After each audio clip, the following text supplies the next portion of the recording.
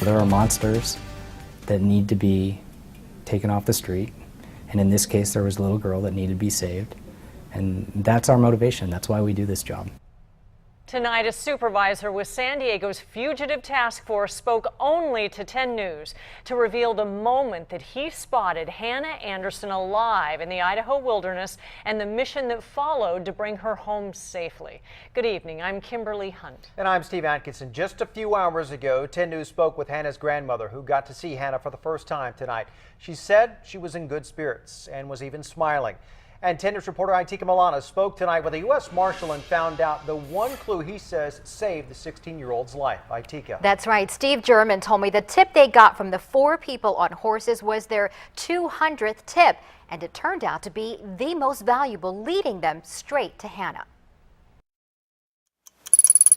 7 a.m. Saturday morning in Idaho. Law enforcement met and strategized. There's always a lot of speculation in these types of things, but it's always best to start where were they very last seen. And that's exactly where Steve German and 2 more agents with the Fugitive Task Force went. Moorhead Lake, about 70 miles away from Boise.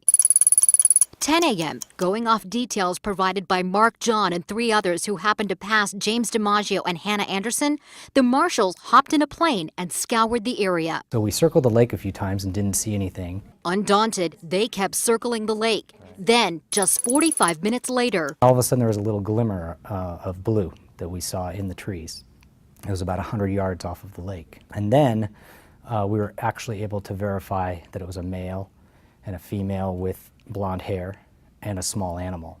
Bullseye. German called the FBI and mobilized the hostage rescue team. We definitely were not going to take our eyes off of that tent until we had it covered by ground units. But that would take some time. Fast forward to 12:15 when rescuers were mobilized. From the air, German watched DiMaggio and Hannah's every move. It appears that they were just kind of going about their normal activity. They gathered firewood and walked around.